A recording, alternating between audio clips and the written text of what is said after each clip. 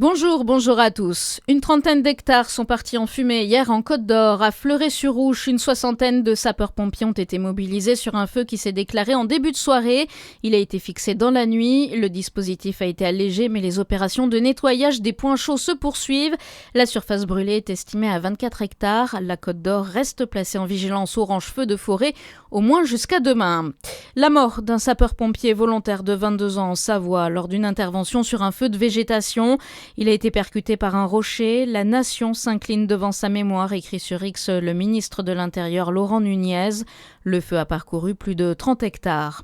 Le Jura et le Doubs placés depuis ce midi aussi en vigilance orange canicule. Dans le Jura, les communes appellent les personnes les plus vulnérables à s'inscrire sur les listes de leur mairie. Toute la région est désormais concernée par cette vigilance. Il est recommandé de rester au frais aux heures les plus chaudes. À cause de la chaleur, le trafic des trains adapté en Bourgogne-Franche-Comté, des changements à prévoir dès aujourd'hui jusqu'à vendredi, notamment en Saône-et-Loire. Des suppressions de trains sont à prévoir principalement sur l'axe reliant Paray-le-Monial, Montchanin et Chalon-sur-Saône. Une mesure afin de préserver les infrastructures ferroviaires ainsi que le matériel roulant. Les salariés d'RTE, eux, sont sous tension. Un droit d'alerte a été émis par les représentants du personnel en cause des problèmes de sécurité des salariés près des installations électriques sous haute tension.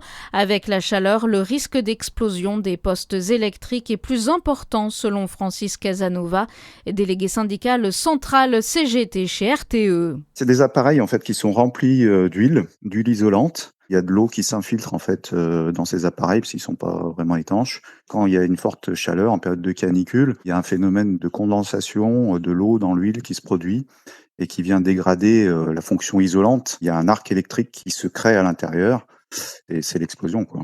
Quand ils explosent, en fait, ça projette la matière, donc de la porcelaine et de l'acier, à plusieurs centaines de mètres.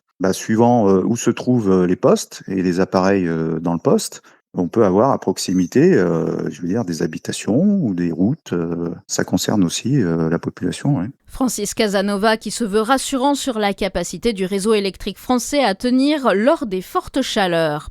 L'établissement français du sang organise une collecte aujourd'hui à Besançon. En été et particulièrement en période de forte chaleur, les dons du sang se font plus rares et les stocks de sang sont fragiles. L'association organise aujourd'hui au Crédit Agricole une collecte. Seulement 10 minutes sont nécessaires pour effectuer un prélèvement sanguin. La commune de Nolay ce soir dans le village préféré des Français. Stéphane Bern était venu le 23 avril pour le tournage de l'émission diffusée ce soir à 21h sur France 3.